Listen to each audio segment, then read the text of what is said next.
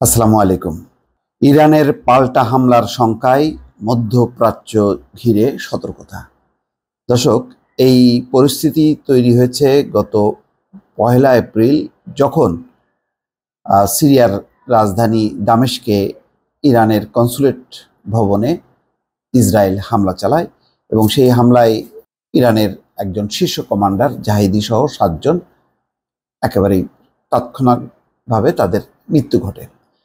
এরপর থেকেই কিন্তু শঙ্কা শুরু হয়েছে। আজকে প্রায় 10-11 দিন ধরে সেই শঙ্কা চলছে গোটা মধ্যপ্রাচ্য এবং মার্কিন যুক্তরাষ্ট্র সহ ইউরোপের মধ্যে। এই খবরটার সূত্রপাতে যেটি হয়েছে তাতে বলা হচ্ছে যে অনেকেই তেহরানের আকাশসীমা এড়িয়ে চলছে। লুফথানসা, জার্মানির একটি অন্যতম বেসরকারি বিমান সংস্থা, সবাই চেনেন আন্তর্জাতিক পরিসরে লুফথানসা, তারা তেহরানে তাদের ফ্লাইট অপারেশন বন্ধ রেখেছে এবং সেটি আরও এক্সটেন্ড করে 13 এপ্রিল পর্যন্ত বর্ধিত করেছে। তারাও মনে করছে যে যে কোনো মুহূর্তে একটি বড় ধরনের হামলা হতে পারে এবং ইরান যে কাকে কখন লক্ষ্যবস্তুতে পরিণত করবে তারাও ঠিক বুঝতে পারছে না।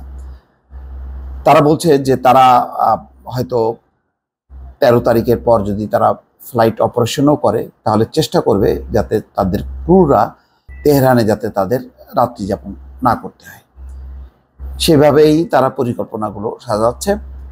ইরানের আকাশসীমা প্রথমে একটি খবর ছিল যে বন্ধ করা হয়েছে সামরিক মহড়ার জন্য। পরে অবশ্য ইরান বলছে যে না, এই খবরটি সঠিক নয়। এখন এখানে বলা হচ্ছে যে পশ্চিমা বিমান সংস্থাগুলোর মধ্যে শুধু লুফথানসা এবং এর সহযোগী বিমান সংস্থা অস্ট্রিয়ান এয়ারলাইন্সই তেহরানে ফ্লাইট পরিচালনা করে। টার্কিশ এয়ারলাইন্স সাধারণত মধ্যপ্রাচ্য ভিত্তিক বিমান সংস্থাগুলো পরিবহন করে, আর পশ্চিমা বিমান সংস্থাগুলোর মধ্যে লুফথানসা এবং এর যে সহযোগী বিমান সংস্থা অস্ট্রিয়ান এয়ারলাইন্সই তেহরানে অপারেশন করে। এছাড়া অন্য কোনো ইউরোপ আমেরিকার অন্য কোনো বিমান তেহরানে আসা যাওয়া করে না। এখন সেই লুফথানসা তারা যেই পরিবহন করতো সেই পরিবহনটা পর্যন্ত তারা বন্ধ রেখেছে। ফ্রাঙ্কফুর্ট থেকে তারা প্রতি সপ্তাহে ফ্লাইট যেত। এর মূল কারণ হলো যে পশ্চিমা দুনিয়া এবং ইসরায়েল ভালো করেই জানে যে ইরান এই হামলার প্রতিশোধ নেবে। এখন কখন কিভাবে নেবে সেটি নিয়েই তারা প্রতিদিন প্রতি মুহূর্তক্ষণ গণনা করছে। সেই 1 এপ্রিল থেকে যেদিন ইসরায়েল হামলা চালিয়েছিল দামেস্কে তেহরান কনসুলেটে, তারপর থেকেই কিন্তু তারা শঙ্কার মধ্যে আছে।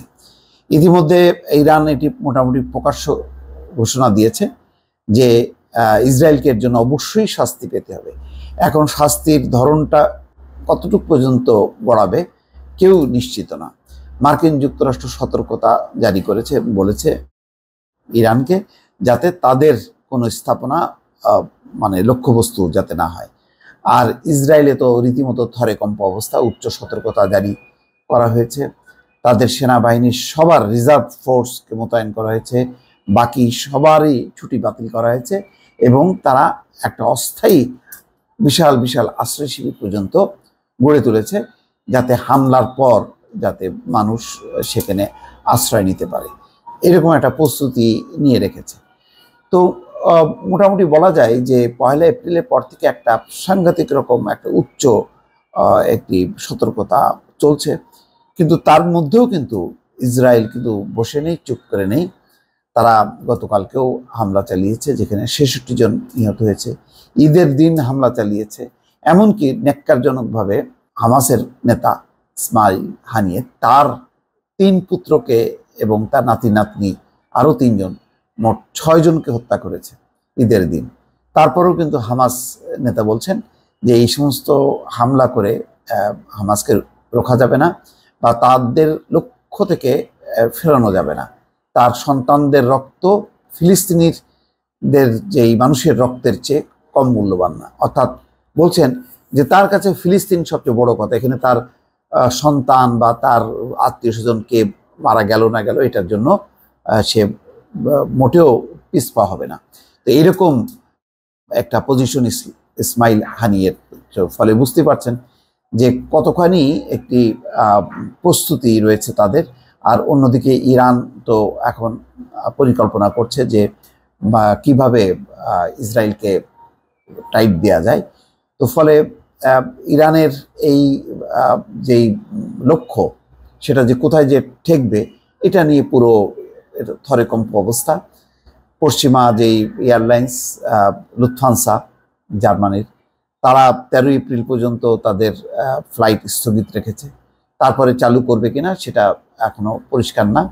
তবে একটা যদি এর মধ্যে যদি কোনো ঘটনা ঘটে, তাহলে হয়তো এই তাদের ফ্লাইট পরিচালনাটা তেহরানে আরও এটা বর্ধিত হবে বা বন্ধ থাকবে, এরকমই একটা পরিস্থিতি। দর্শক ভালো থাকবেন, আল্লাহ হাফেজ।